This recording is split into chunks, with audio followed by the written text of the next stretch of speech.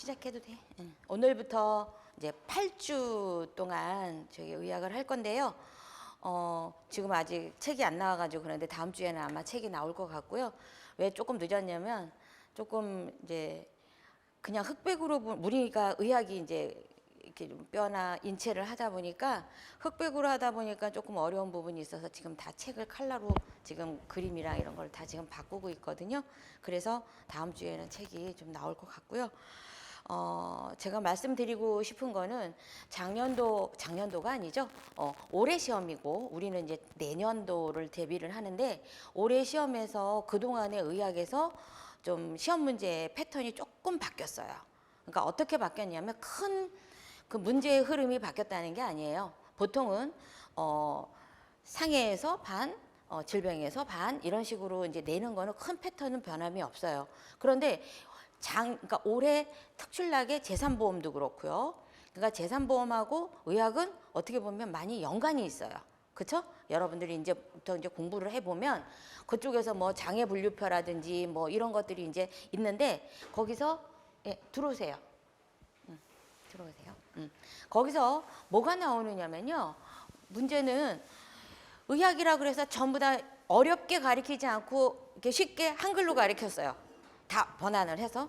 그랬더니 CT 소견서 딱 나오고 그다음에 산보험에서는 병리학 소견서를 딱 나와가지고 이게 뭐냐 이렇게 물어본 거예요. 근데 그게 실제적으로 보험회사 보상 담당자들이 그걸 보고 해요. 일을. 그렇기 때문에 어려운 건 아니에요. 어려운 건 아닌데 갑자기 영문으로 쫙 써져 있으니까 갑자기 탁 당황을 하는 부분들이 있어요. 그래서 그런 것들은 사실은 그 계속 업무를 해온 사람들은 당황하지 않는데 새로 공부를 하는 사람들은 엄청 당황하는 거예요. 그걸 내가 어떻게 알아? 아예 보려고 하지도 않아. 그런데 가만히 들여다보면요. 우리가 일상생활에서 늘 쓰던 것들이에요. 왜냐하면 우리가 지금 흔하게 얘기를 하고 있는 거, 뭐 트라우마, 나 막 트라우마가 많아 이런 말 TV에서 굉장히 많이 해요. 그죠? 그리고 힐링하러 간다. 이런 말도 굉장히 많이 하는데 그런 것들도 다 의학에서 쓸 거예요. 트라우마가 제일 많이 쓰는 단어 중에 하나예요. 그러니까 그런 거, 그 다음에 힐링이 뭐예요? 뼈가 부러졌으면 복원되는 과정을 그냥 힐링이라는 단어를 쓸 거예요. 그래서 요번에 제가 강의를 시작을 할 때는요. 의학 용어에서 두 가지로 할 겁니다. 한글로도 하고 영문으로도 할 거예요. 근데 이걸 다 외워야 되느냐? 그렇진 않아요. 눈에 익으라고 하는 거고요.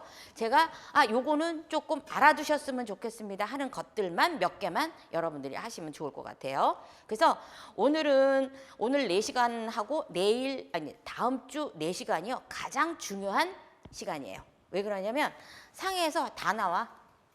여기서. 근데 그럼 그 다음에 두 시간은 뭐냐? 이 2시간을, 그러니까 이 2타임을, 그러니까 8시간을 잘 하면 그 뒤에는 정말로, 그러니까 오늘 4시간을 하는데요. 여러분들이 지금 제가 나눠드린 게 페이지 해봐야 40페이지도 안 돼요. 이게 말이 돼? 책 전체 페이지가 400페이지인데 4시간을, 20시간을 하는데 4시간을 제가 할애를 하는데, 그러니까 40페이지를 하는데 4시간을 할애를 할 거예요. 그건 무슨 뜻이냐면 여러분들이 입문을 할 때요. 이거를 천천히 이거를 하지 않고 이해를 못하게 되면 뒤에 거는요. 그냥 혼자 공부해야지가 안 돼요. 그래서 오늘 그다음에 다음 수업은요. 여러분들이 조금 집중해서 들으셔야 되고요. 그다음에 한 가지 더 오늘 좀 낯선 용어들이 좀 나와요. 낯선 용어들이 나오는 건 정말로 죄송한데 집에 가서 한 번씩 더 보고 조금 입에 익어야 돼요. 그래서 의학은 공부 혼자 하는 게 쉬워요 하는 사람 아무도 없어요. 왜? 문장이 어려워서 그런 게 아니에요. 단어가 이해가 안 돼. 근데 구글 찾아보면 구글에서 얘기는 해줘요. 근데 이게 무슨 말인지 매칭이 안 돼. 무슨 말인지 아시겠죠? 그래서 저라는 사람이 옆에서 조력자예요. 저는 가르치는 사람도 되지만 여러분들의 조력자입니다. 그래서 충분하게 여러분들이 이해할 수 있도록 가르쳐 드릴 거예요. 그래서 저는 여러분들한테 할 수 있는 것들은 뭐냐면 그냥 책 읽는 거는 여러분이 가서 읽으셔도 돼요. 근데 저는 여기에 나와 있는 부분들을 좀 더 여러분들이 이해할 수 있게 제가 설명을 드리도록 하겠습니다. 그래서 오늘 첫 시간부터 제가 장황하게 지금 늘어났는데요. 오늘 처음 보시면은요. 의학이론 그래서 2023년 제가 오늘 이제 시작을 하는 거고요. 상의 목차를 보게 되면 오늘 1장, 2장을 나갈 거예요. 인체의 구조는 한 장밖에 안 돼.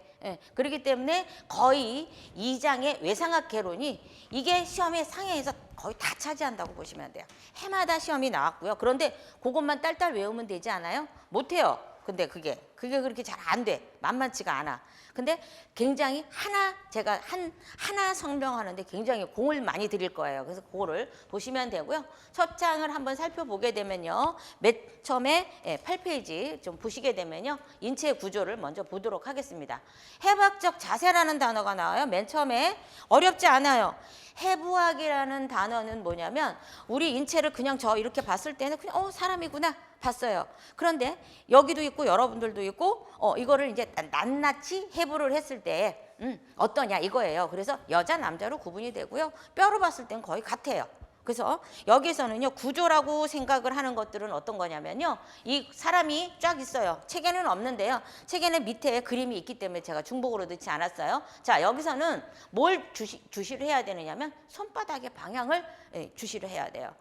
사람이 서 있는데 저 보세요. 서서 눈은 정면으로 보고 바른 자세를 취하는 거예요. 그런데 손바닥은 정면을 향하는 거예요.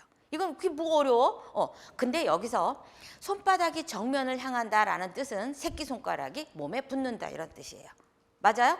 이게 왜 이러냐면 이 자세를 여러분 항상 잊지 말아야 되는데 의사들도 다 잊어버려. 병원 의사 하는 사람. 왜? 그냥 우리가 얘기하는 거. 이게 왜 그러냐면 인체는요.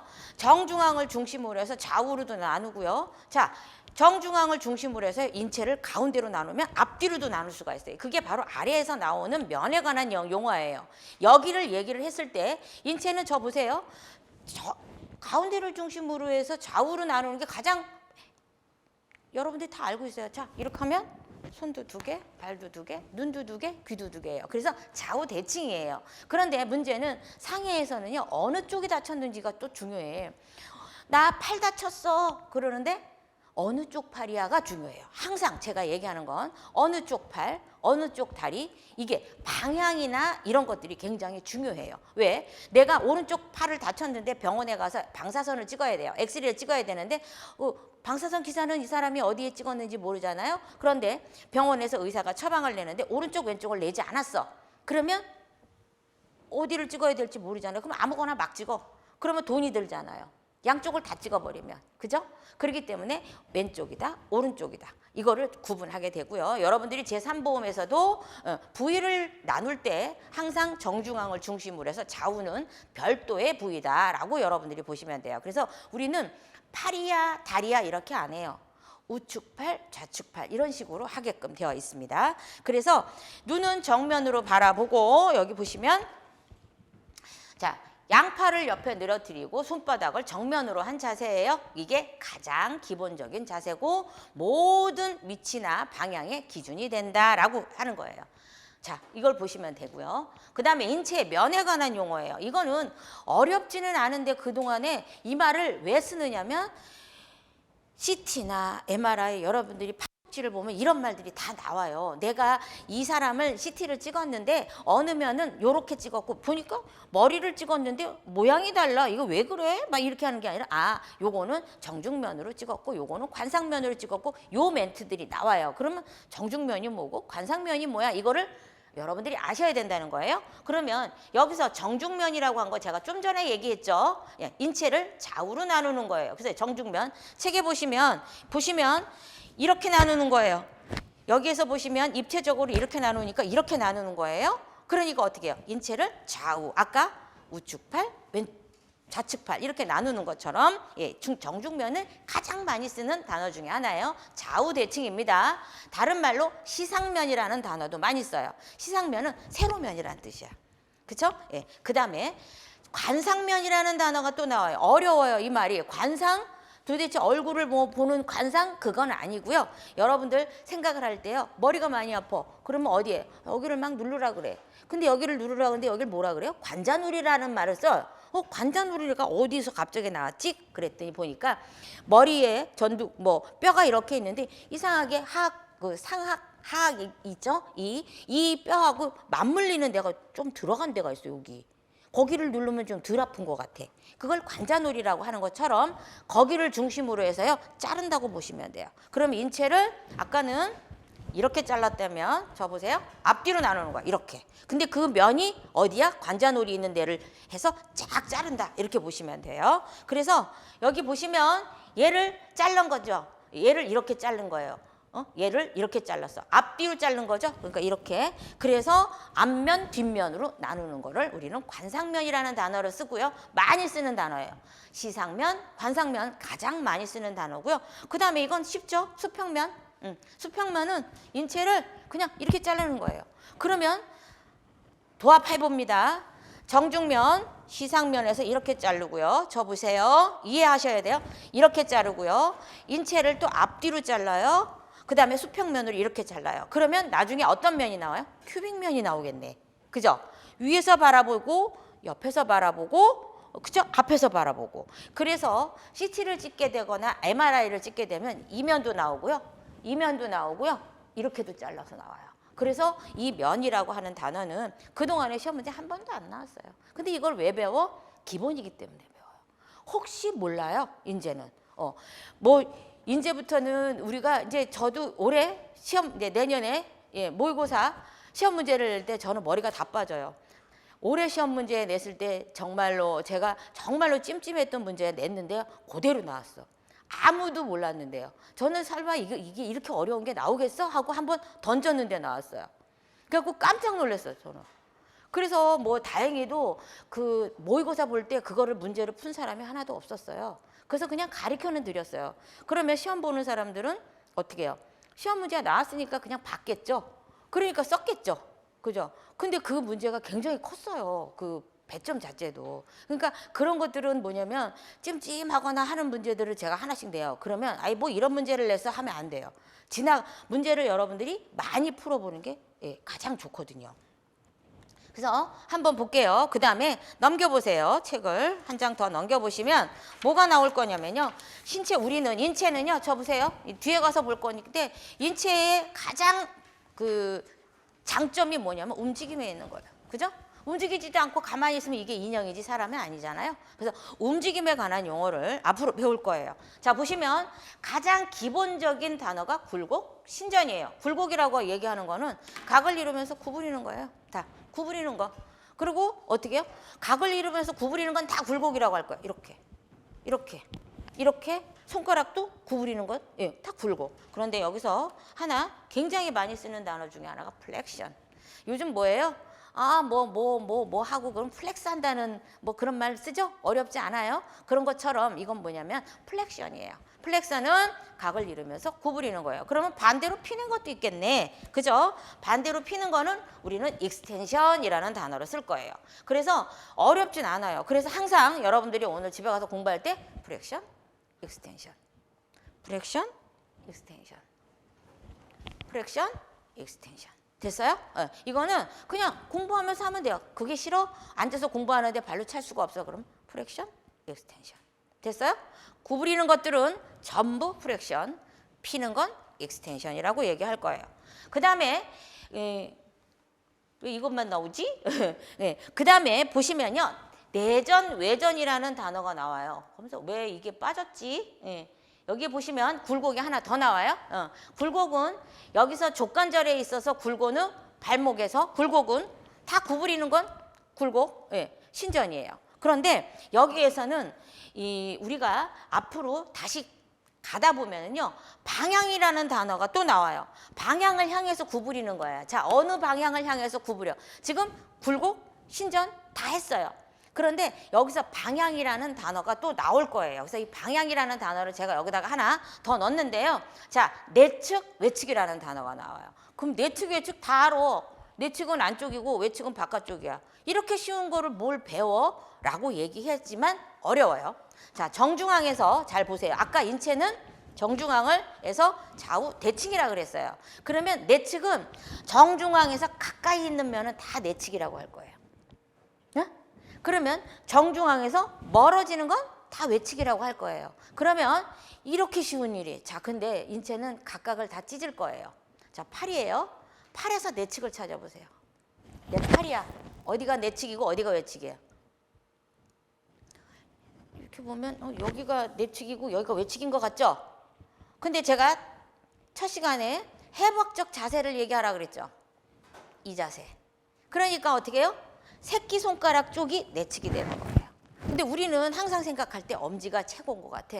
그래서 내측이면 안쪽이고 외측이면 바깥쪽이기 때문에 엄지 쪽이 내측일 것 같은데 아니라는 거예요. 그래서 첫 시간에 해부학적 자세가 가장 방향, 위치, 기준이 된다라고 얘기를 할 거예요. 그래서 항상 손바닥, 새끼손가락이 몸에 붙는 이 자세를 항상 기억을 해서 어떻게 해요? 팔에서는 저 보세요. 정중앙에서 가까이 있는 게 내측, 정중앙에서 멀리 있는 게 외측. 그러면 하나하나의 뼈에 대해서 내측, 외측이 다 나와요. 뼈, 오른쪽 다리뼈에서 내측, 외측, 왼쪽 다리에서 내측, 외측. 이게 나와야 돼요. 그래서 내측, 외측이라는 단어를 쓸 거고요. 그 다음에 밑에서 보시면 근위원이라는 단어가 나와요. 가까이 있는 거, 멀리 있는 거 뭐. 근데 기준이 나와요. 심장이 기준이에요. 저 보세요. 심장에서 가까이 있는 건 다 근이야. 심장에서 멀리 있는 게 원이에요. 자, 그러면 팔에서 어디가 근이야? 여기가 근이고 팔에 있어서는 여기가 원이에요. 그런데 그렇게 안 봐. 자, 구부려지죠? 그럼 위에 뼈, 아래 뼈가 있어. 그러면 위에 뼈에서 근이는 여기가 당연이지. 위에 뼈에서 원이는 여기예요. 아래 뼈에서 근이는 저기 팔꿈치 있는데 원인은 손목 있는데요. 이런 식으로 이제 들어갈 거예요. 그래서 여기서는 크게 우리가 근위 원위를 얘기했지만 각각의 뼈에서는 하나하나를 어떻게 해요? 심장에서 가까이 있는 거. 자, 저 보세요. 손가락이야. 자, 손가락에 뼈가 몇 개가 있어요. 여기. 하나, 둘, 세 개예요. 이렇게 꼬부려 보니까 세 개예요. 예를 들어. 그러면 어디가 근이야? 그치? 그래서 근위, 원위는요? 여기예요. 가운데는 뭐라 그래야 돼? 그렇지. 그러면은 중우, 가운데 중까지 우리가 배울 필요가 없는 거예요. 그래서 뼈의 이름을 할 거예요. 얘 수지골이죠? 여러분 다 알아요. 수지라는 단어 쓸 거예요. 그럼 얘는 근위지골. 가운데 중위지골. 얘는 원위지골. 됐죠? 발가락도 똑같아요. 발가락도 근위지골, 중위지골, 원위지골. 이게 왜 배워야 돼? 진단서에 이렇게 나와요. 제2 수지 골절 이렇게 나오지 않아요. 제2 수지 중위 그다음에 원위 골절 이렇게 나와. 그럼 여기 손가락이 이게 부러졌는데 여기는 괜찮고 두 번째, 세 번째 뼈가 부러졌구나. 그래서 진단서만 봐도 우리가 엑스레이 본 것처럼 느껴져요. 그렇죠? 그래서 근위, 원위가 되게 중요해요. 그래서 근위부, 원위부라는 단어를 쓸 거예요. 이따가 나중에 다시 나올 거고. 그다음에 상하는 당연히 상하는 알겠지. 위아래니까. 이게 왜 중요해? 뼈가 이렇게 있는데요. 비슷하게 생긴 뼈가 위에도 있고 아래도 있어. 그러면 상 뭐라고 얘기할 거고 아래는 하 뭐라고 얘기할 거예요. 그래서 예를 들어서 척추야 상관절 돌기, 아래는 하관절 돌기 이런 식으로 할 거예요. 그래서 상하가 나올 거고요. 그다음에 여기서 중요한 게 바로 요 내용들이에요. 배측, 저측, 장측이에요. 요거는 별표 치셔야 돼요. 자, 여기는 뭐냐면 배측이라는 단어를 쓸 때 자, 배예요. 배. 배라고 얘기하는 것들은 전부 등이라는 단어예요. 등. 자, 등. 자, 그래서 저 보세요. 자, 등이에요. 배측이라고 얘기했는데 우리가 그러면 등이 몇 개야? 손등, 발등, 등허리. 제일 많이 하는 게 뭐 콧등도 있는데 콧등 필요 없고. 그러면 손등부터 하자고요. 그럼 앞에다가 손 숫자를 써서 수배부 하면 되겠네. 그러면 족은 족배부 하면 되겠네. 됐죠? 그래서 수배, 족배 이런 말을 쓸 거예요. 그 다음에 허리는 뭐라 그래? 우리 허리 아플 때 무슨 통이라 그래요? 요통이라는 단어를 좀 쓴 것 같아. 자, 그럼 요배부. 그래서 이 배라는 단어는요. 이게 아니야. 이 배가 아니고 등이에요. 참 우습게도 도잘 그래서 등 쪽이에요. 자, 그러면 이게 왜 나와? 저 사람 손을 다쳤어요. 그런데요. 진단서가 이렇게 나와요. 우측 수배부 좌멸창 이렇게 나와. 그럼 뭐야? 우측 손등이 그냥 뭉그러졌어 이런 뜻이에요. 또 하나 우측 수배부라는 단어를 쓰지 않고 또 우측 뭐 족배부 뭐 신정건 뭐 이렇게 파열 뭐 이런 식으로 나와. 그럼 어떻게 발등이 나갔구나. 이렇게 아는 거예요. 그리고 아프대 이 사람이. 나는 발바닥은 안 아프고요. 발등이 아파요. 그러면 족배부 통증 이렇게 쓸 거예요. 그래서 여기에서 의학에서 나오는 단어들은 다 그런 거예요. 그러니까 한글로 쓰면 발등이 아프다고 함 이렇게 안 해. 그냥 뭐 족배부 통증 이런 식으로 쓴단 말이죠. 그래서 배라는 단어 반드시 여러분 보셔야 돼요. 자, 그 다음에 두 번째 단어를 보니까 저측이라는 단어가 나오고 장측이라는 단어가 나와. 이거. 그런데 여기서는 보니까 둘 다 바닥이야. 둘 다 바닥을 얘기를 하는데 원래 큰 의미에서의 바닥은 저라는 단어를 쓸 거예요. 저.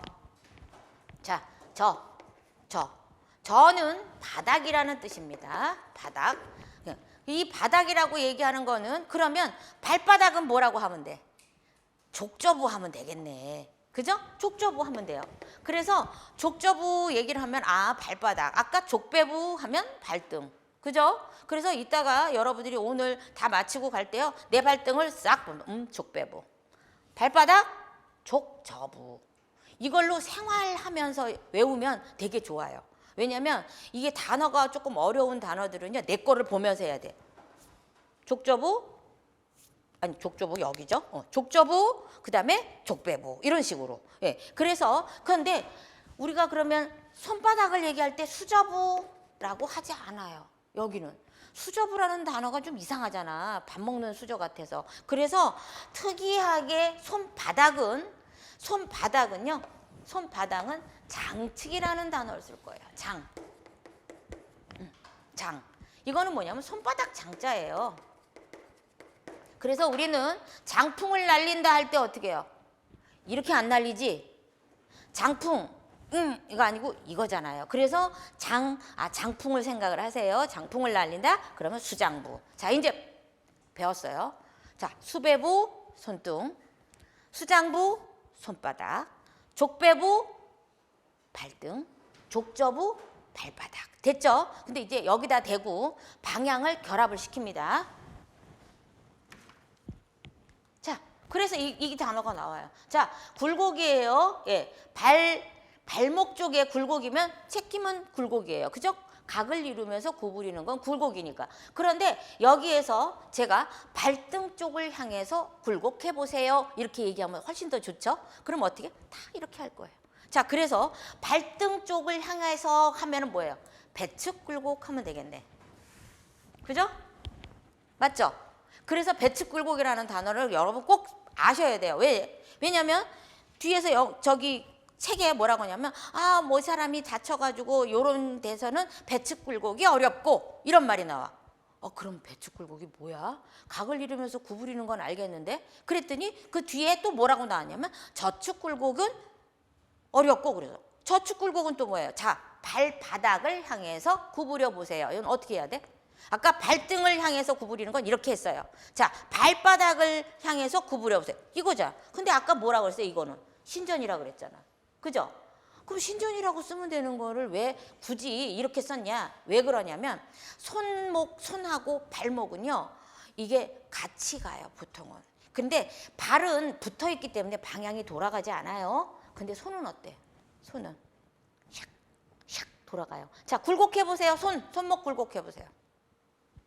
어떤 사람은 이렇게 굴곡하는 사람, 이렇게 굴곡하는 거 다 맞아요. 제가 방향을 안 줬잖아.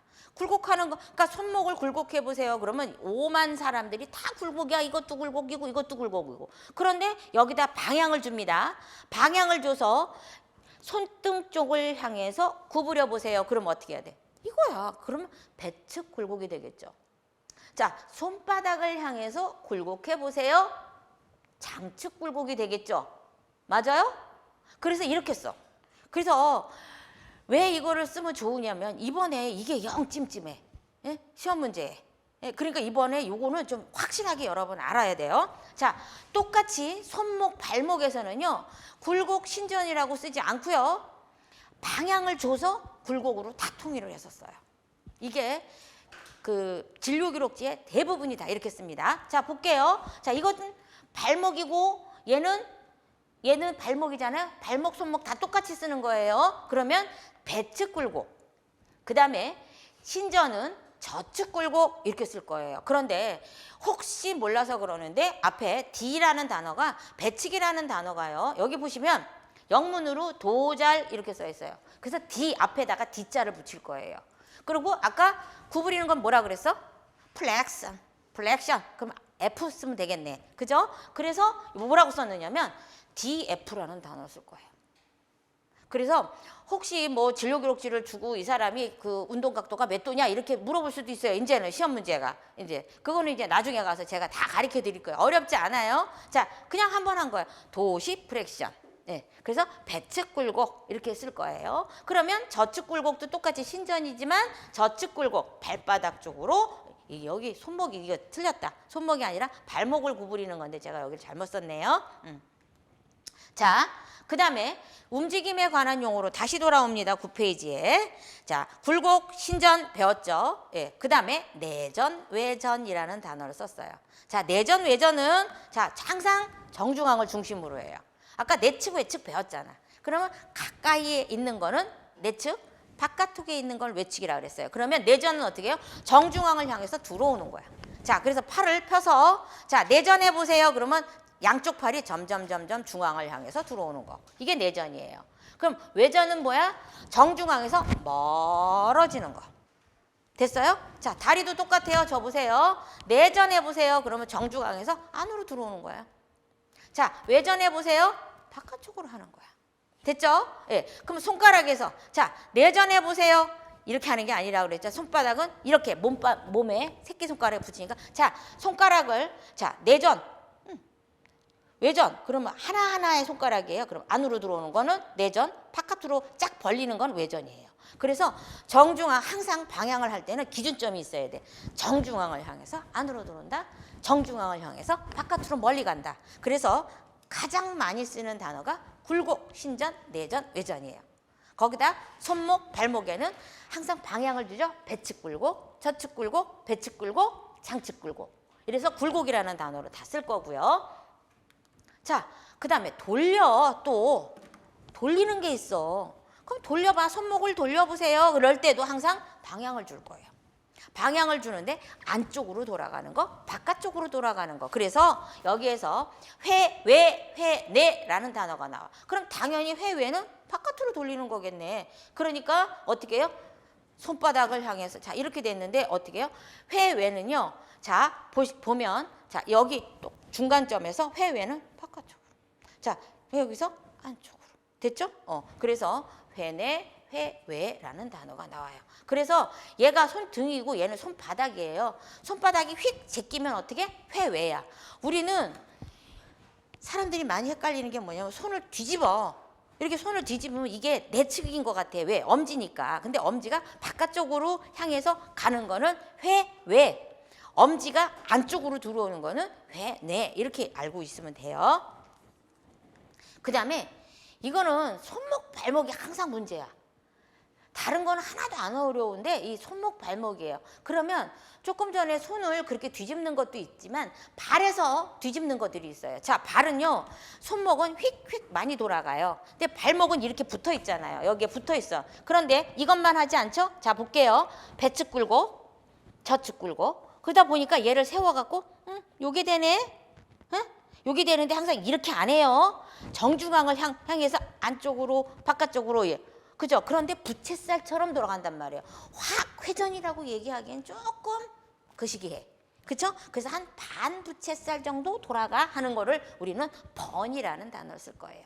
근데 이 번이라는 단어를 쓰는데 자 발목을 움직여서요. 안쪽을 향하도록 쓰는 거예요. 자 발목을 안쪽으로 이렇게 안쪽 엄지 방향 쪽으로 가는 거. 이거를 4번. 그 다음에 새끼발가락 쪽으로 움직이는 거를 외번이라는 단어를 쓸 거예요. 그런데 요즘은요 의사들이 이렇게 번이라는 단어를 써야 되는데 뭐라고 쓰느냐면 반이라는 단어로 써버려. 내반, 외반 이런 식으로 이렇게 써요. 이것도 이거를 틀렸다고 보지는 않습니다. 왜 그러냐면 그러면 손목에서 내반은 어떤 게 내반이에요? 자 손목에서 내반 해봐요. 이게 내반이에요? 항상 뭐라 그랬어요? 이 자세가 기본이라 그랬잖아요. 내반은 새끼손가락 쪽을 향해서 가는 게 내반이에요. 발목하고 달라. 여기서 발목은 붙어있기 때문에 뒤집어지질 않아요. 그렇기 때문에 안쪽은 정확하게 발목에서의 내측은 엄지 쪽이 내측이에요. 그런데 손은 새끼손가락이 내측이라 그랬잖아요. 그러니까 저 보세요. 새끼손가락을 놓고 자 내반 외반은 엄지 쪽을 향해서 가는 게 내반이에요. 외반이에요. 요것만 헷갈리지 않으면 돼요. 그러면 시험 문제에 뭐가 나와? 헷갈리는 게 나오겠죠. 그죠? 그래서 내반, 외반이라는 단어도 쓴다라고 보시면 좋을 것 같아요. 그 다음에 어깨 관절이나 이 힙 조인트 있죠? 고관절이라고 얘기하는 여기 엉덩이 관절은요 돌리기가 가능해. 돌리기. 자 보세요. 돌아가죠? 돌아가. 자, 근데 이걸 돌아갈 때도 안쪽으로 돌리는 거, 바깥쪽으로 돌리는 거가 하면 되죠. 그래서 앞에다 방향을 줘서 어떻게 해요? 외회전, 내회전이에요. 근데 이게 어려워. 그럼 외회전은 어떻게? 손을 놓고요. 자, 저 보세요. 외전해 보세요. 어깨를 쫙 외전을 해서 들어 올리는 거 외회전. 여기에서 다시 들어 올리는 거라서 안으로 내리는 걸 내회전이라고 할 거예요. 근데 지금 막 너무 헷갈려. 너무도 당연한 걸 어렵게 가르쳐. 그죠? 근데 이게요, 얘기를 하다 보면은 자꾸 어려워요. 다른 거 하나도 어렵지 않아요. 정중앙을 중심으로 해서 어떻게 멀어지는 거 외전, 가까이 들어오는 거 내전이에요. 근데 여기서 돌려. 그럼 어떻게 해요? 안쪽으로 돌리는 거. 그럼 바깥쪽으로 돌리는 거 내외전, 외회전. 그죠? 굴곡. 전체적으로 각을 이루고 구부리는 건 다 굴곡이라고 할 거야. 그러면 구부렸다, 폈다, 익스텐션, 플렉션, 익스텐션. 맞죠? 근데 여기다 방향을 줬어. 손등 방향으로, 발등 방향으로. 그건 뭐예요? 배. 그죠? 그래서 배측 굴곡이라는 단어, 장측 굴곡이라는 단어, 처측 굴곡이라는 단어, 요거까지 배웠습니다. 그리고 그 다음에 우리는요, 인체는 어떻게 생겨 먹었냐면요, 이게 잘 보여요? 그림이? 이게 여기가 환해가지고. 근데 인체는요, 여기에서 뭐가 보이느냐면요, 항상 우리가 뼈를 그리라 그러면 우리 개뼈다귀 그리듯이 이렇게 그려요. 그치? 이렇게 그리잖아요. 우리 뼈를 그릴 때 이게 뼈야? 라고 안 해. 이게 뭐지? 그럼 몽둥이 이렇게 얘기하지 뼈야? 이렇게 얘기 안 해요. 그런데 내가 이렇게 그렸어. 그랬더니 다 뼈라고 인식을 하죠. 그래서 봤더니 이렇게 튀어나온 것들이 있어. 이렇게. 그래서 여기서 보시면 4번에 보시면요, 그 뭐 방향에 대한 그 단어가 있고요. 넘겨 보시면 12페이지에 보시면요, 볼록하거나 돌출한 부분에 관한 용어예요. 오늘 여기까지만 배우면요, 뼈 이름 다 할 수 있어요.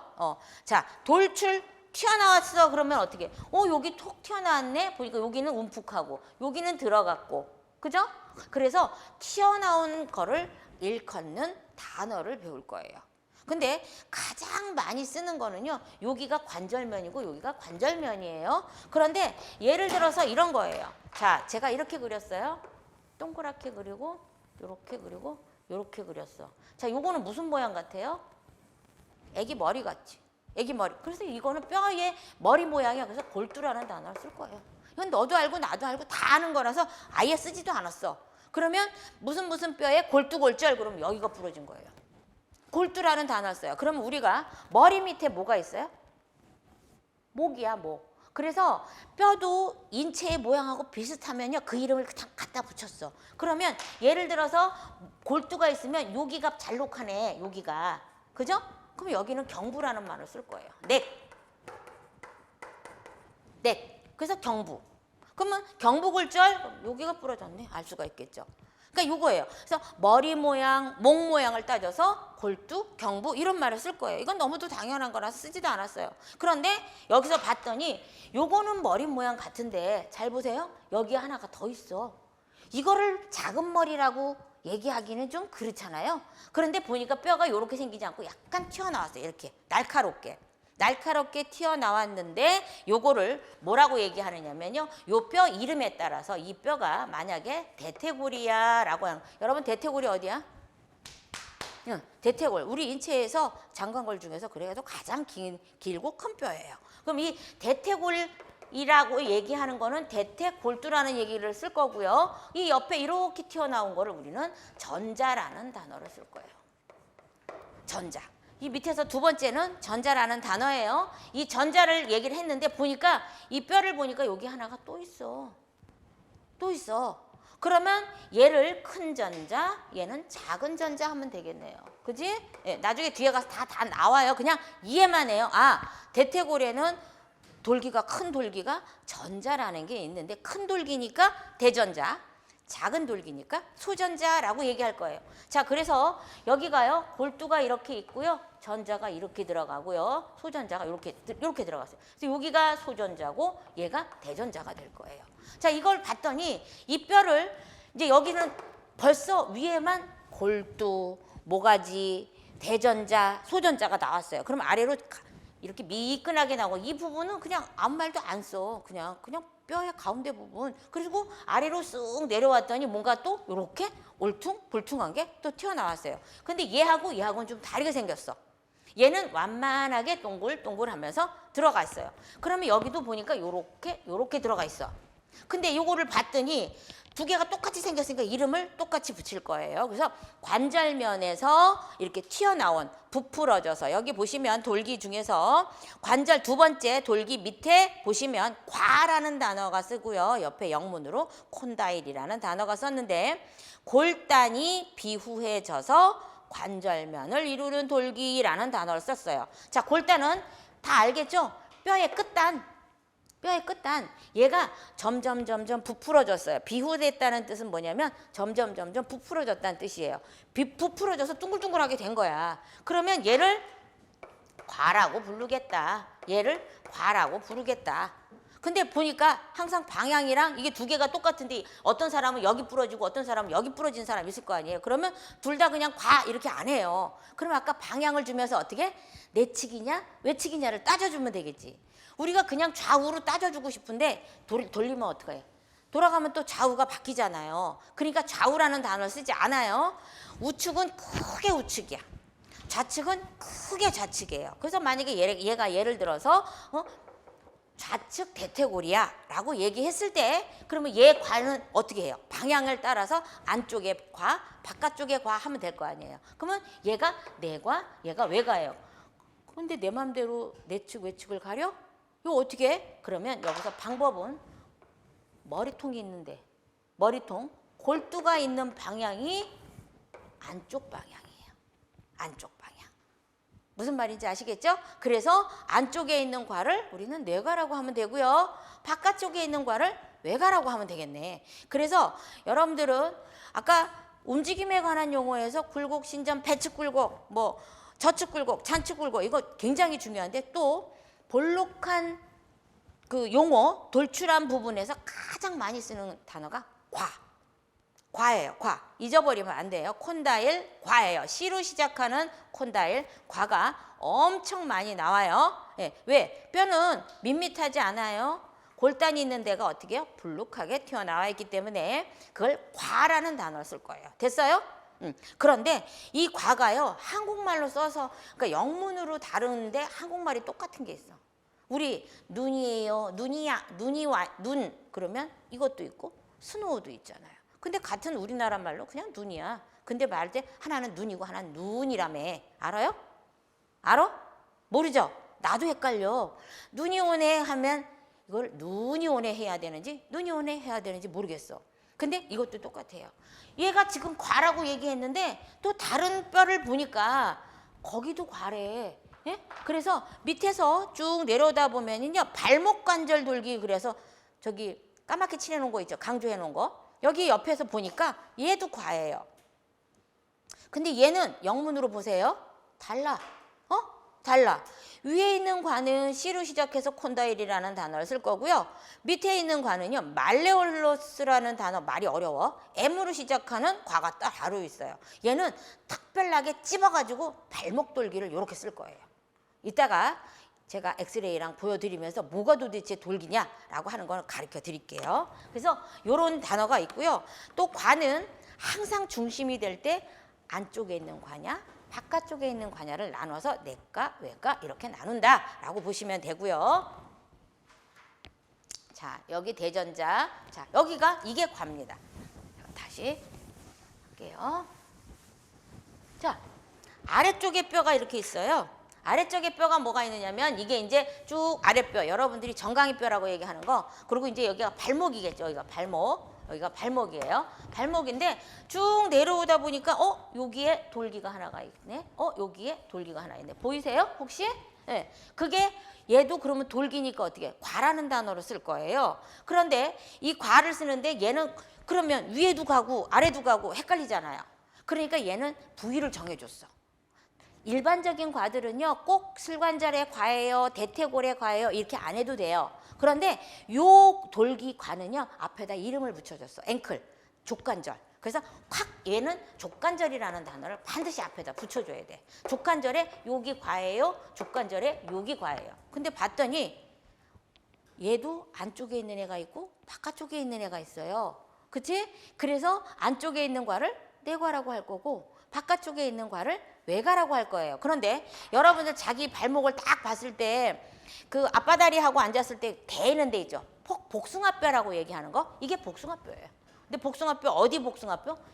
바깥에 있는 게 복숭아뼈예요. 이거를 우리는 외과라는 단어를 쓸 거예요. 외과. 외과. 이번에 시험 문제가 이게 나왔잖아요. 어떻게 나왔냐면 50대 여성이 넘어졌대요. 넘어져서 진단을 삼과골절 진단명이 나왔대요. 근데 삼과가 뭐야? 갑자기 이게 내과 외과는 배웠는데 갑자기 진단명이 삼과로 나왔어요? 이건 뭐냐면 과가 2개가 부러지면 뭐라고 하면 돼요? 양과골절. 과가 3개면 삼과골절 이렇게 붙일 거예요, 이름을. 그런데 자, 족관절에서 삼과골절이 됐는데 부위 찾아라 이렇게 나왔어. 그래서 이 그림을 놓고 부위 찾으래요. 그러면 과를 어디다 찾아? 그러면 요거 여기 찾아야 되고 여기 찾아야 되고. 그런데 번호를 족관절이니까 사람들이 족부에다가 막 찾았어. 이거는 뼈의 이름이지 과가 아니에요. 분명히 이름을 과라는 단어를 썼으면 과 돌기를 찾았어야 돼. 여기에서 잘 몰라도 돌기를 찾으면 돼요. 그죠? 그래서 요렇게 찾는 거예요. 이게 나중에 다시 한번 제가 설명을 드릴게요. 그래서 여기서 과는 가장 중요한 건 위에 보통 과는 콘다일이라 그래서 어떻게 해요? 관절면 끝에서 비후되어서 튀어나온 거를 과라고 얘기할 거고요. 특히 말레올러스라고 그래서 발목 돌기, 발목 관절 돌기 같은 과는 다른 뼈에서의 끝에만 요렇게 나온 거예요. 끝에만 요렇게 나온 거를 발목 관절 돌기, 그래서 얘도 과라고 쓴다라고 보시면 좋을 것 같아요. 자, 또 돌출한 부분 중에 하나가요. 뭐가 있느냐면요. 결절이라는 단어가 있어요. 이거 하나만 하고 쉴 거예요. 아까 대퇴골에서 큰 돌기를 뭐라 그랬어요? 전자라는 단어 썼죠. 그래서 그냥 대전자부골절 그러면 다 대퇴골인지 알아. 그냥 대퇴골에 있는 큰 돌기를 우리는 전자라는 단어를 쓸 거니까. 그러면 대퇴골하고 비슷하게 생겨먹은 게 팔에 있는 거예요. 이걸 상완골이라고 얘기할 거고요. 이 상완골에서요. 얘도 똑같이 동그라니까 뭐라고 하면 돼? 골두라고 하면 되겠네. 그죠? 자, 보세요. 얘도 팔목에 있는 팔에 이제 뒤에 가서 배울 건데 팔에 있는 뼈 중에서 동그랗게 뭐가 있으면 얘를 골두라고 하면 돼. 그러면 모가지 있는 데는 얘를 경부라고 하면 돼요. 항상 머리 밑에는 경부예요. 그래서 모든 뼈들은요, 골두라는 단어를 쓰면 그 밑에 항상 약간 잘록하게 들어간 걸 다 경부라고 할 거예요. 그런데 여기까지는 알겠어. 봤더니 여기 하나가 더 튀어나와 있어. 그러면 대퇴골 같으면 요거를 전자라는 단어를 쓸 건데 얘는 상완골에서 쓰는 거는 얘를 대결절이라는 단어를 쓸 거예요. 결절이라는 단어를 쓸 거예요. 자, 그리고 봤더니 요 옆에 하나가 또 있어, 요렇게. 그럼 얘는 소결절이라고 하면 되겠네. 그죠? 그래서 결절이라는 단어는 상완골에서 쓰는 돌기 이름을 대결절, 소결절이라고 한다라고 보시면 돼요. 자, 그러면 이 상완골에서도요, 아래로 쭉 내려가면 뭐가 있을까요? 요렇게 과가 있겠지? 요렇게 과가 있겠지? 그럼 얘를 과 이렇게 하면 이 위에 골두가 이렇게 있으면은 골두 쪽이 내과, 바깥쪽이 외과. 끝. 오늘 어마어마한 걸 여러분들이 배운 거예요. 엑스레이를 딱 보고, 자, 골두 찾아봐, 대결절 찾아봐. 자, 이제는 올해 시험 문제가 발목이죠. 그러면 이제는 윗부분으로 올라올 때가 됐어요. 그러면 이렇게 그림을 그리고 대결절 부위 찾아야 되고요. 골두 찾아요. 골두는 시험 문제에 나오지도 않아. 왜? 동그란 게 머리통같이 생긴 거 찾으라 그러면 이거 못 찾으면 바보지. 그런데 여기에서 결절, 대결절 찾아. 이게 대결절. 요 앞에 있는 게 소결절. 이렇게 찾는 거예요. 자, 그러면 전자 찾아봐. 그러면 대전자, 밑에 소전자. 이거를 정확하게 위치를 알아야 나중에 상병명이 나와요. 제가 얘기하는 게 여기서 예를 들어서 이 사람이 골두골절, 이게 골두골절이에요. 대결절 골절, 여기 쭉 나가는 거예요. 그러면 결절하고 결절 사이에 부러졌어. 이걸 뭐라고 하면 돼? 결절간 골절. 대결절, 소결절 사이에 골절이네. 그러면 과가 이렇게 있어요. 여기가 내과고 여기 외과예요. 이렇게 부러진 걸 뭐라고 하면 돼요? 과하고 과 사이잖아. 과간 골절 하면 돼. 그래서 진단명이 나올 때 과간골절 막 이렇게 나와요. 그러면 이게 어디구나 알 수 있어요. 그럼 진단명 하나 제가 더해요. 과 윗부분 부러지는 걸 뭐라고 하면 돼? 아까 우리 방향 위치 얘기할 때 위에는 상, 아래는 하 이렇게 얘기했잖아요. 그러면 과 윗부분이니까 뭐라고 하면 돼? 그치, 상과부골절. 아니면 이게 상과부 말이 좀 이상하니까 과상부 해도 돼요. 됐죠? 하나도 안 어려워. 이게 뒤에 가서요. 한 3주 있다가 나와야 될 게 지금 또 막 나오는 거야. 이게 왜 나와? 과를 알아야 과상부를 알고 과간을 알고 그걸 알지. 그래서 오늘은요.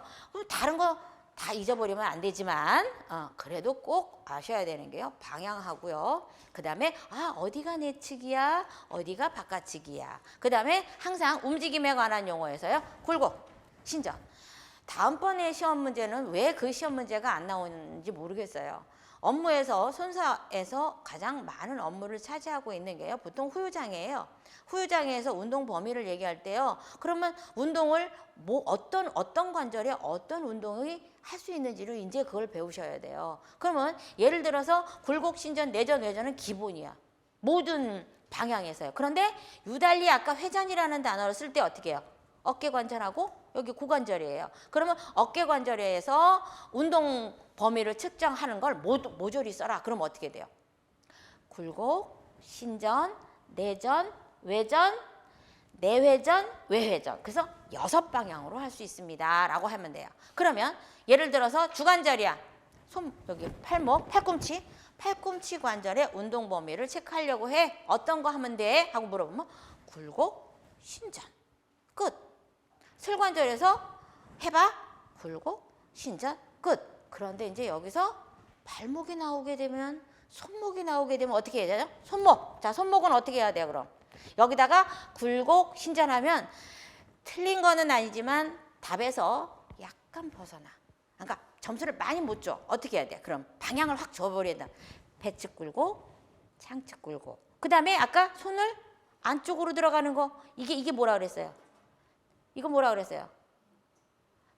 전이라는 단어를 쓰지 않아요. 요거는 자 뭐라 그랬어요? 손바닥 번 이런 말 쓴다 그랬잖아요. 근데 이게 네 반이에요?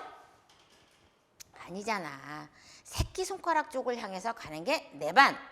엄지손가락 쪽을 가는 게 외반이잖아요. 그치? 응. 그치? 그래서 운동 범위를 할 때 다 그냥 오늘 집에 가면서 해. 굴곡, 어깨 관절에서 굴곡, 신전, 외전, 내전 이거 다 했어요. 근데 보니까 손 얼마나 좋아 손. 자 어떻게 해야 돼? 배측 굴곡, 장측 굴곡, 그다음에 내반, 외반 아니고 쫙 해야 돼. 내반, 외반. 이것만 기억하면요 정말로 쉬워요. 근데 한참 가다 보면 까먹어 버려. 응? 그쵸? 자, 족관절에 있어서 운동 범위 다 체크해봐. 자, 족관절, 배측 굴곡, 저측 굴곡, 그 다음에 어떻게? 내번, 외번. 됐죠? 끝. 이거 하면요, 여러분들 제3보험에서 나중에 후유장애 분류표에서 운동 범위 측정을 할 때 굉장히 도움을 많이 받을 거예요. 그래서 오늘은 가장 베이스인 그런 것들을 지금 하고 있다라고 보시면 돼요. 자, 그 다음에 여기서 보시면요. 이렇게 결절 이런 것들이 있는데 밑에서 보시면 12페이지에 보시면 돌기, 과, 극, 전자. 우리 전자 배웠죠. 대전자, 소전자. 그 다음에 결절 배웠죠. 비후부, 대결절, 소결절. 그 다음에 과가 아래 위로 과가 두 개다. 그것만 구분해서 쓰시면 되고요. 아래 것들은 다 읽어보시면 특별하게 문제가 없고요. 넘겨보세요. 자, 이렇게 뼈가요. 튀어나온 것만 있어? 저 보세요. 항상 관절이라고 얘기하는 거는 저 보세요. 얘가 튀어나온 것만 두 개가 있으면 어떻게 서로가 맞돌아가요. 얘네들은 서로 튀어나온 것만 있어도 괜찮아요. 그런데 회전 운동을 하게 되려면요. 어떻게 서로가 맞물려야 돼요. 이렇게. 그죠? 맞물리려면 튀어나온 게 있으면 움푹 들어간 것도 있어. 움푹 들어간 것도. 그럼 움푹 들어간 거를 우리가 아까 튀어나온 거가 대부분의 튀어나온 거를 과라고 한다면 움푹 들어간 거는 우리는 와라는 단어를 쓸 거예요. 와. 그거 하나만 알면 돼요. 자, 13페이지에 보시면 구, 아픈, 열공 이렇게 있는데 와라는 단어에서 한번 꼭 보시면 돼요. 표면에서 얇고 오목한 거예요. 그래서 저 보세요. 안 와. 자, 눈 있는데 안 와에 안구가 들어가 있는 거예요. 그럼 와는 움푹 들어가 있는데 안구가 이렇게 들어가 있는 거예요. 우리가 죽어버리면요. 죽으면 안와는 있어. 안구는 어디로 사라지고 없어요. 다 녹아서 없어져 버려. 그러면 안와만 남는 거예요. 그래서 와. 둥그랗게 튀어나온 거는 과. 그래서 이렇게 얘기해요. 공부할 때 와. 그죠? 그래서 그 한 차이야. 완지. 이거. 그러니까 튀어나온 거 과. 그 다음에 안으로 들어간 거 와. 요거 헷갈려서 두 개가 반대로 외우시면 안 돼요. 그러면 항상 안와를 생각해. 안와에 안구가 들어가 있구나. 그죠? 그래서 와 하면은 뭐뭐뭐뭐 와 하면 들어간 거. 뭐뭐뭐뭐 과 그러면 튀어나온 거.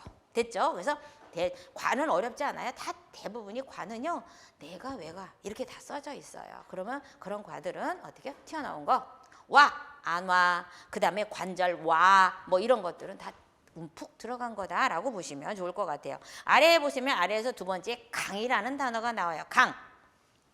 강은 체내에 있는 공간이나 방이에요. 그러니까 뭔가 강 안에는 뭐가 들어가 있어야 돼. 그죠?